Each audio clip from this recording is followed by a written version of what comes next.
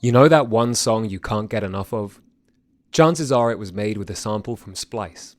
Explore top packs made by your favorite producers, sketch out song ideas in seconds with Create Mode, and dive into a sample catalog that's so deep, it's dangerous. Find out why Splice is the industry's not so secret secret. Visit splice.com and try for free today. Welcome to the Fader interview. I'm Alex Robert Ross, Editorial Director of The Fader. In the background to this conversation with Dijon, you'll hear some noise. Birds chirping, a helicopter overhead, the artist's dog scratching at his front door. In some sense, that's a happy accident. The Baltimore and Los Angeles-raised musician says that his debut album, Absolutely, is for the most part, quote, an abstracted interpretation of what making music feels like to me, end quote. It's an organic record dotted with beautiful imperfections, a combination of rapturous Americana and delicate soul, comprising dozens of small production and songwriting experiments.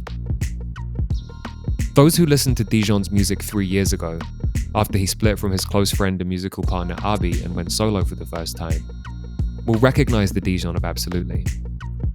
But the guardrails he installed around his work back then, in an apparent attempt to develop his own voice, have now been dismantled.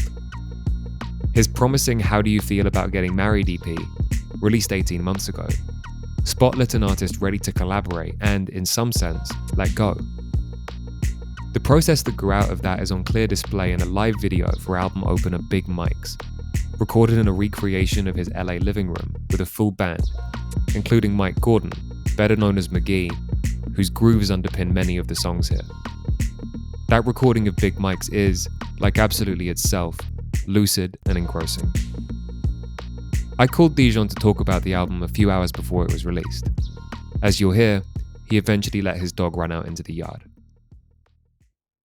When this podcast comes out, the record will have been out for 6 days, but as of right now, you've got about 12 hours until it comes out? How are you feeling?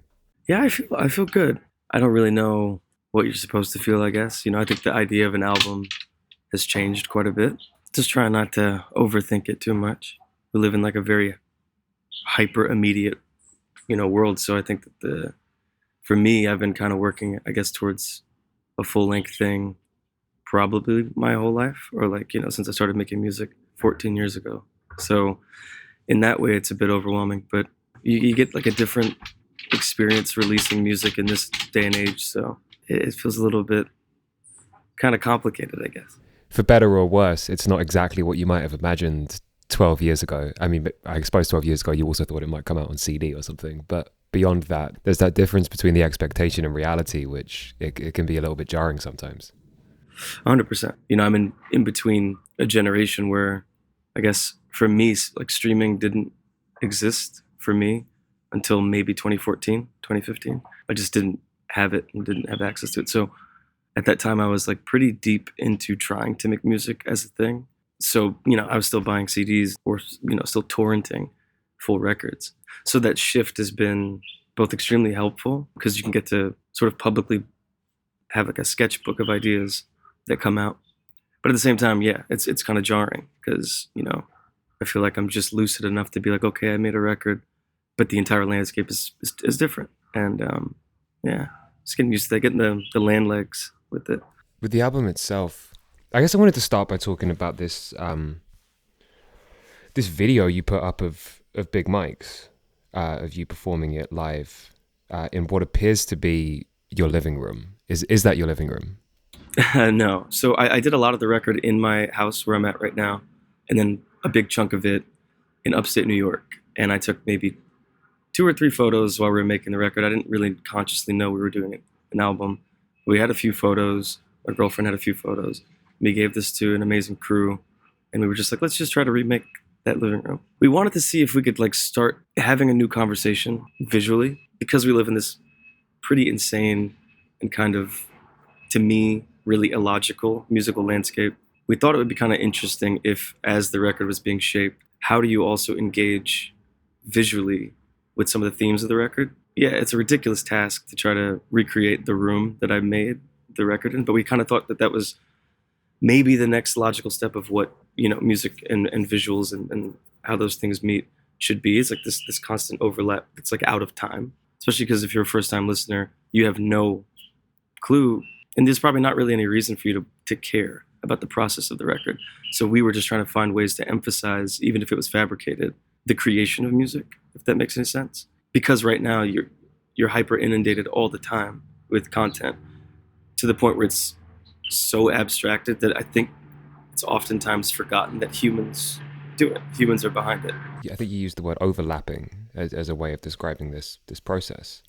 What do you mean by that? So I have like a philosophy with how I make music that I've been working on for quite some time. I'm not much of a refiner. I don't believe in it. I think that it's just not my thing and it's not my specialty. So I had done so much of this music in short bursts with friends that, you know, I'll talk about and shout out as we proceed. But I'd done these things in like one takes. And there were a couple of like moments of, oh, that's kind of crazy, let's pull that down or something.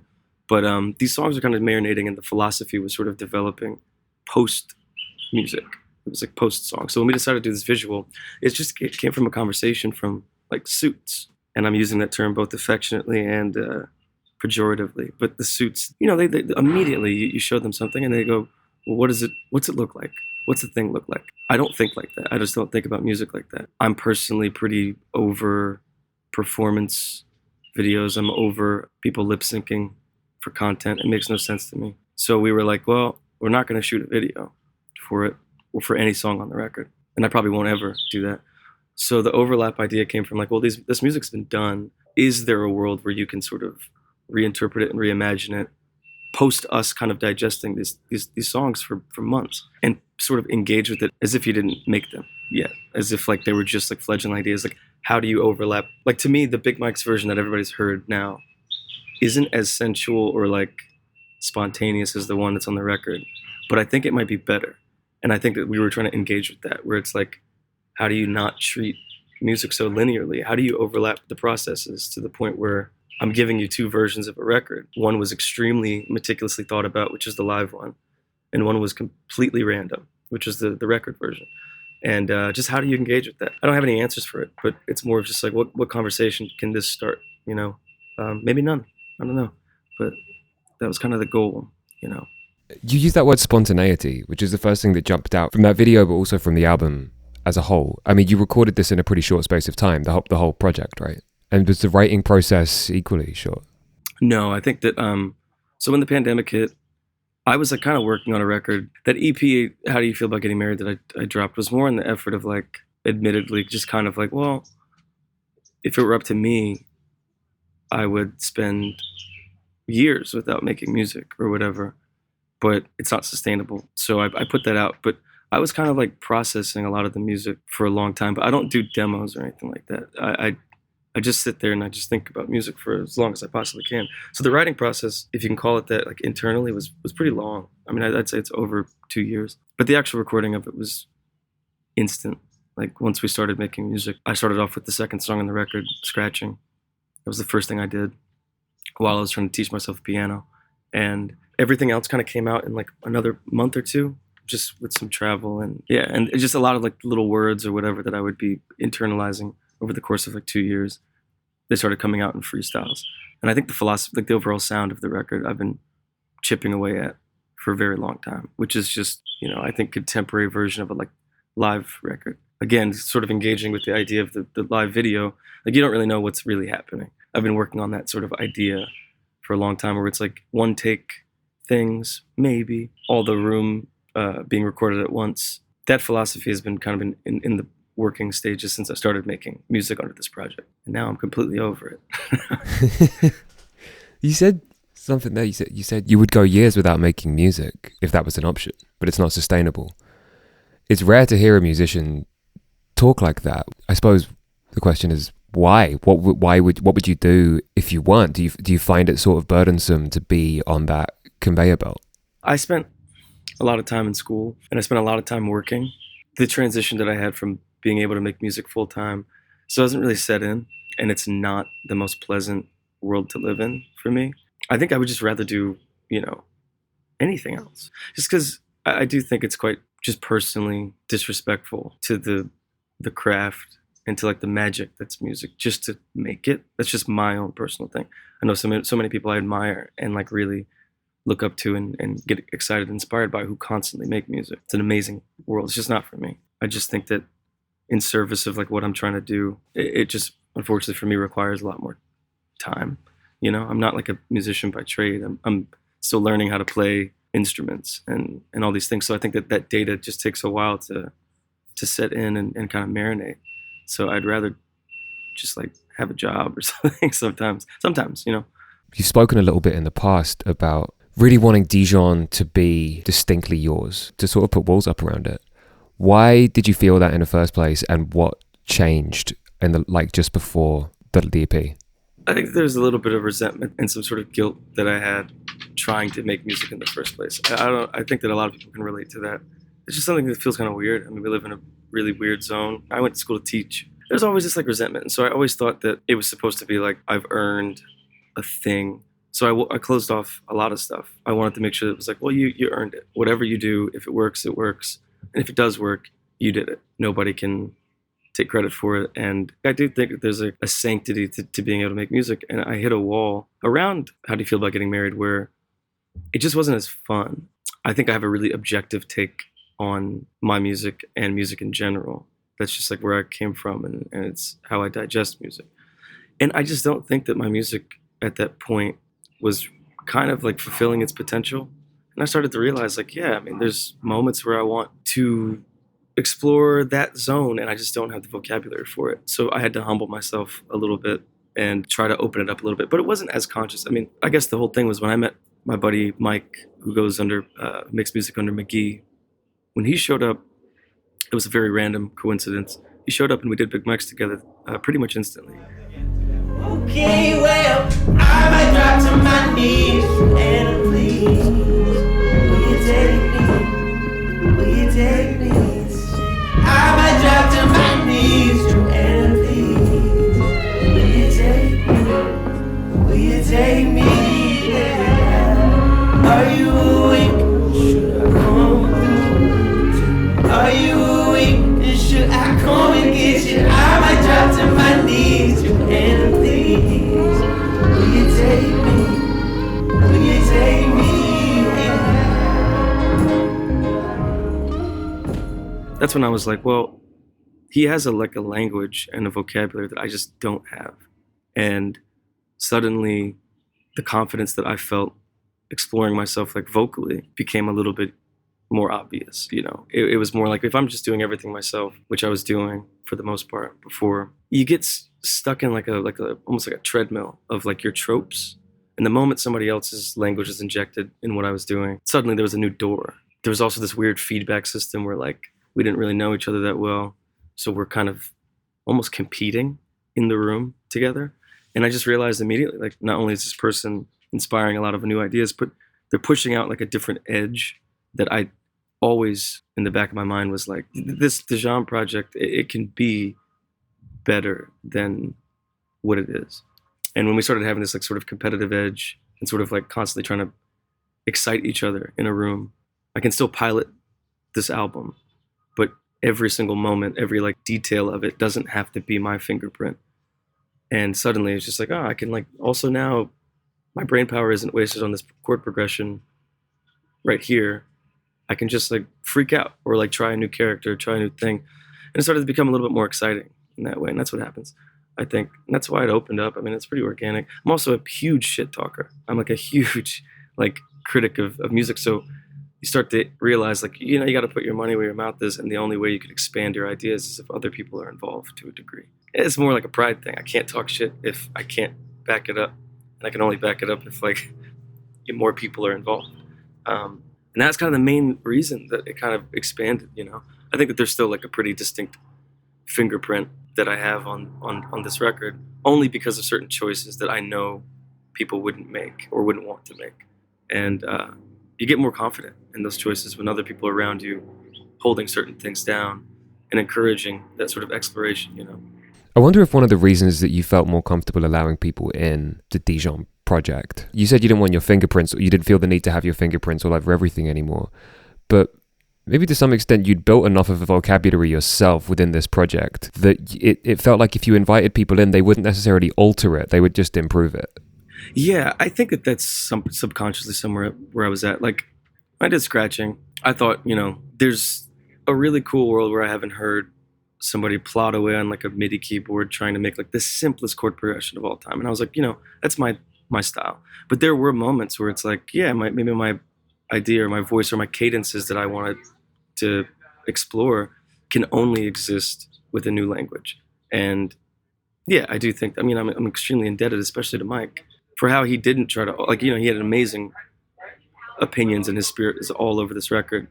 But there was also this like built-in trust that made me more confident, where he was like, no, just like rock that idea over, but what about this? What if the pocket's different? And it's like, yeah, it sounds good to me. Like something like Big Mike's, it's like sort of meditative and hypnotic ode to R&B. To me, like the end of R&B in my mind. That doesn't exist without his very bizarre phrasing, where I could then get a little bit more repetitive and cyclical with how I was singing. And I've been trying to do stuff like that, and I just didn't have I didn't have that touch myself. And I think it helped open up my world a little bit more, for sure. I think that somewhere subconsciously that was happening, and I was engaging with it. There you go again, head low, putting on a show again. It's the holidays, how come it always ends this way? You can't take that pressure off you just to put it on me. Talking to your friends on the phone, airing our dirty laundry with strawberry, raspberry, candlelight, satellite, television, x-ray vision.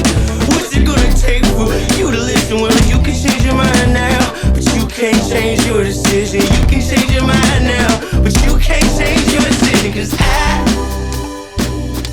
don't really wanna talk about it.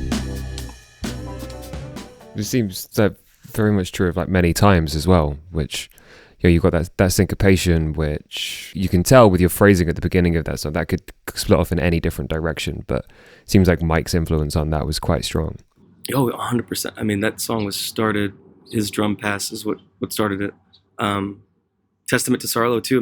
We laid down so many crazy things on top of what was already a pretty hectic and manic bed. And I didn't start writing until Sarlo rearranged parts and took things out. And I never trusted anybody with that before in my life. And it opened up so much, and I was able so quickly and so easily to like engage with the world. That was that. It came out of me pretty naturally, because yeah, there was just a whole new, groove that I'd always wanted to rock on. I'd always wanted to like, that song is loosely a tribute to post-punk stuff, just like thrown in a garbage bin. I've always wanted to engage with like this rambling kind of thing that doesn't really have to have any particular arc or meaning, but never really had the skill set to do it. I was always kind of making very linear replications of that kind of stuff, like Life Without Buildings and things like that, things that friends have shown me.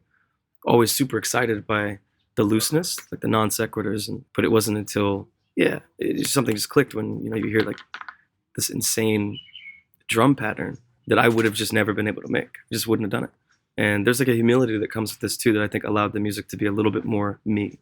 When you finally start to humble yourself and stop being so angry all the time, you start to find what excites you, which I think is very key to this album. It's a very selfish album, in that way. I'm interested in your lyrical approach here. You said in an interview a while back, you've talked about wanting to bring some of what you love about short story writing into your music. For a start, like, who are the short story writers that you particularly admire and that you want to carry with you? I am pretty limited. I don't have the greatest vocabulary with writing, even though that was like my focus in school. But the stuff that I always really was obsessed with was like Raymond Carver and Ann Prohl. And, pretty recently I was really into like 10th of December, George Saunders, very like uniquely American kinds of things, but never really in like content, more in attitude. I just read, what's that guy, Dennis Johnson, Jesus' Son? I was reading those short stories, and there's this like crassness to how they write. There's like a simplicity, but also almost a violence to how they write that, again, it's less content based, but I just was really obsessed with just the way that their words interacted, and typically very simple, just perfect choices always. These people, like, they only write the right thing, if that makes any sense. And that's just something that I've always wanted to take from it. I find it a little bit easier to pull from like prose sometimes, just because there's just the particular interaction with words that I want doesn't happen often enough in like the music I love. But there's some pretty odd ones musically that have really influenced me. Like the obvious would be like, you know, like Ghostface and Raekwon. They collide words in a way that is very, very provocative to me. And I think about them all the time. Cameron did an amazing job with that too. It's not just fun to listen to, but it's just like insane. But there's other stuff too, like Panda Bear, I actually think has influenced the way I write a lot in its simplicity. You know that song Daily Routine on Animal Collective's Merriweather Post Pavilion? Just little ways of like engaging with simple objects in a specific tempo, like a time thing, really evokes mood a lot to me.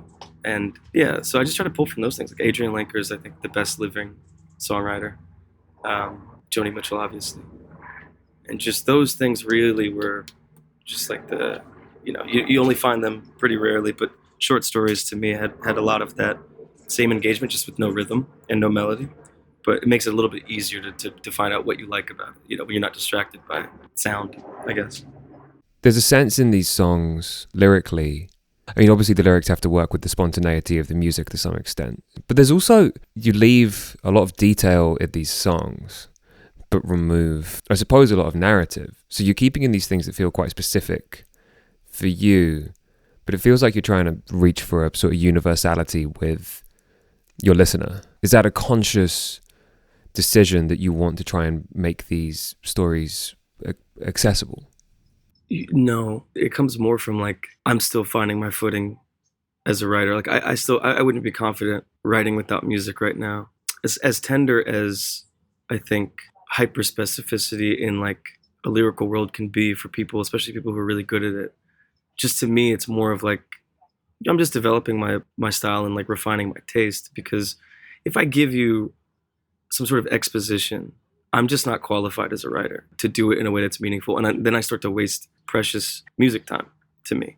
So I'm just trying to find ways to incorporate a specific detail that creates an image for me that I can then continue to write.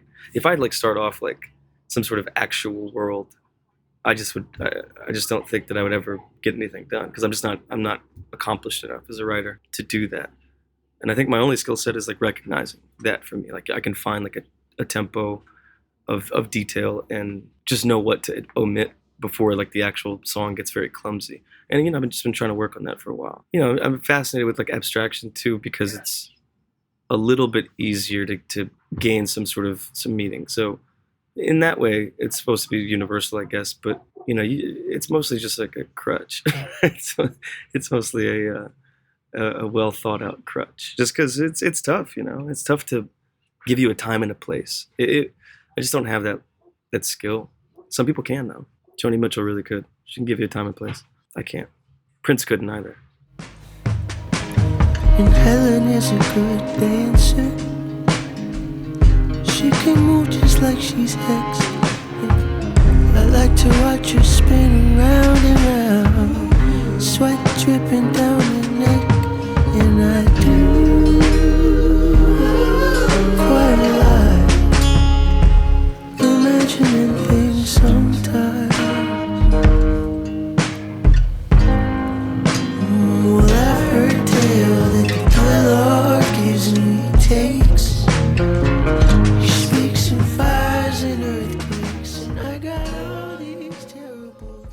Gordon Wilson seems to be a pretty good example of this, of these details appearing.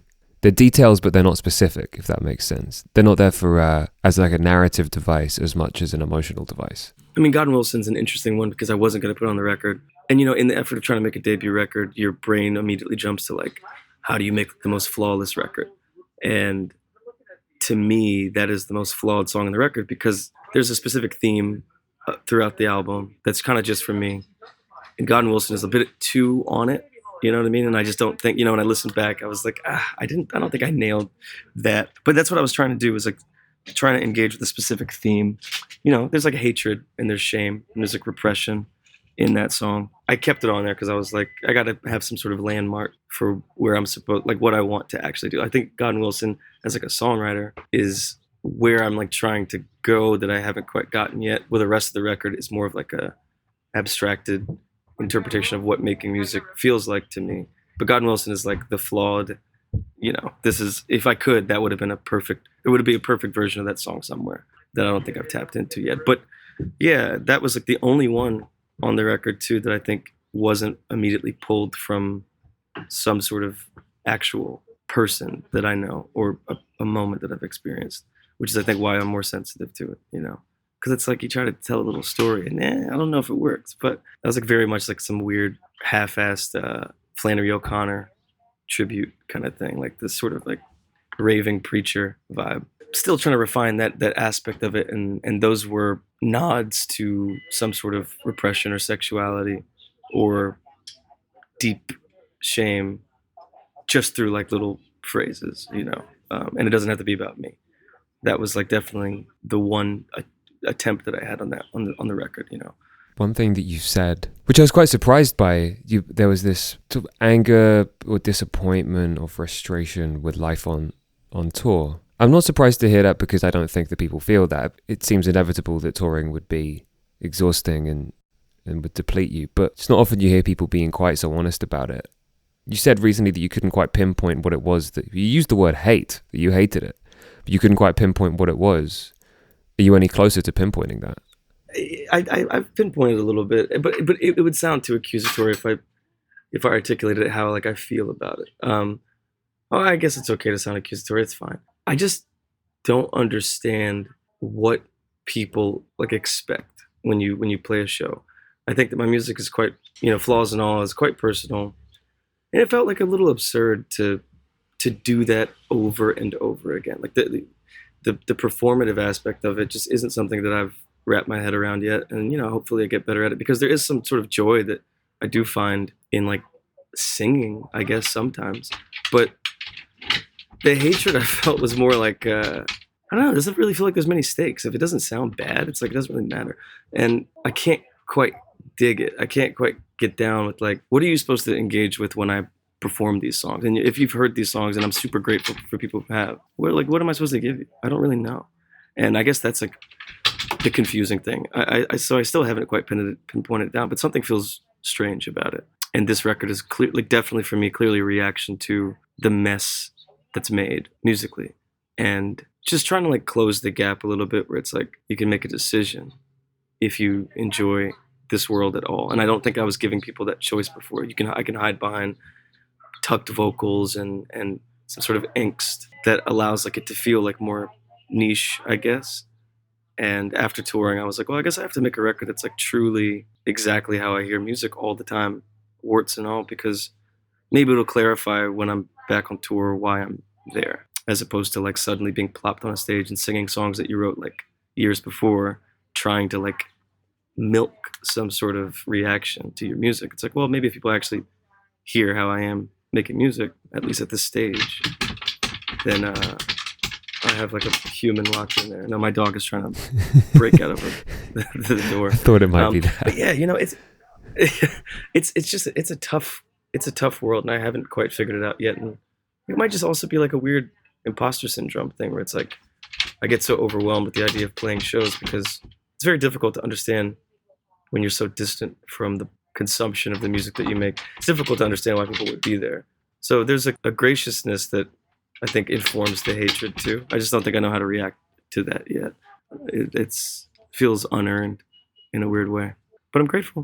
Yes. It's so rare that people discuss it in that way. I mean, when you strip it of the sort of tradition of you make an album and you go out on tour and all that stuff. Yeah, well, maybe it's because I sound so miserable saying it. I'm really not, but I'm just being honest about like what freaks me out about, I guess, making music.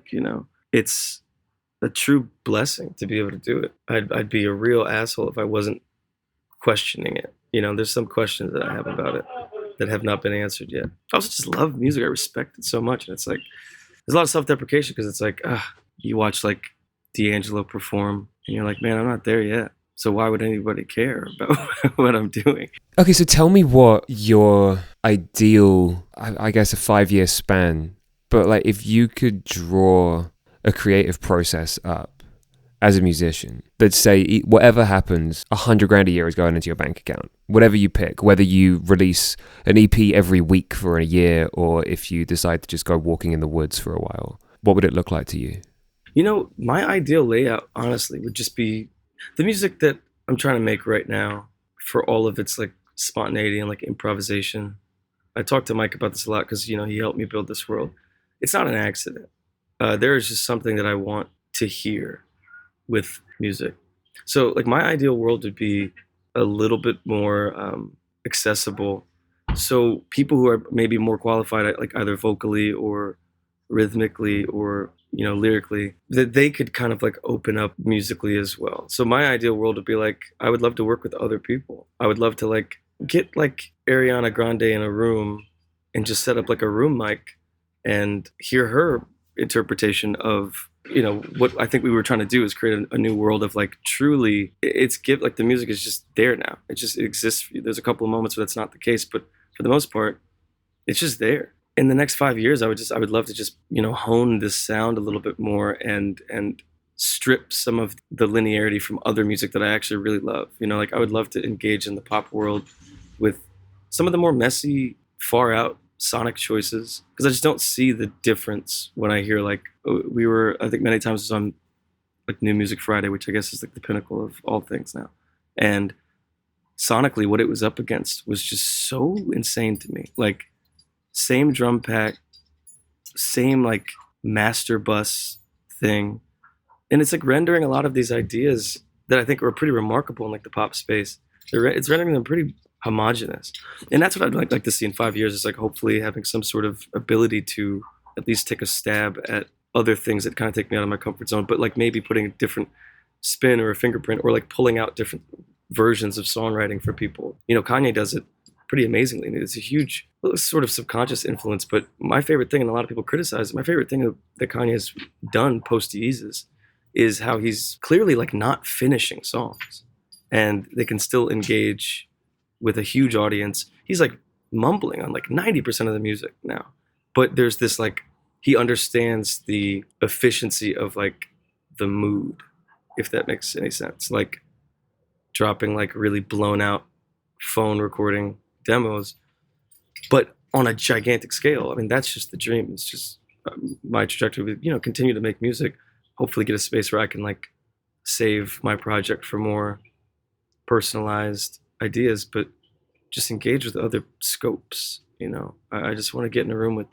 anybody who would have me, who would be willing to be like, yeah, let's just try for like 5 days. What happens if it sounds like this? What happens if like there is phone recorded pedal steel in the hook or something? And what happens if you're not double tracked and you're not Melodyne? It sounds like you're 40 feet away from a microphone, but people feel it and they feel a new side of your music now, or a new side of your personality.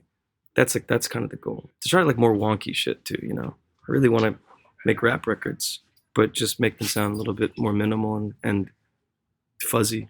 That would be my ideal path, and I would do it for free. Well, Dijon, I've taken up an hour of your afternoon, but this was a really great chat. Oh, I appreciate it. I'm a rambler. Well, I appreciate you so much for having me. Honestly, thank you. Hey, of course. Thanks for doing this, and congratulations on the record, and have a good Thursday. Okay, take care. That was Dijon talking to The Fader. Dijon's new album, Absolutely, is out now via R&R Digital and Warner Records. Our engineer is Tony Giambroni, and our associate producer is Salvatore Macchi.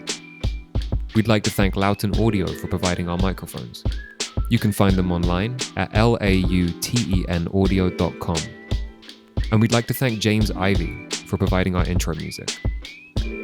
Remember to follow The Fader Interview wherever you listen to podcasts, and keep an eye on thefader.com for exclusive music news, interviews, and essays. We'll be back next week with another episode of The Fader Interview. Goodbye until then.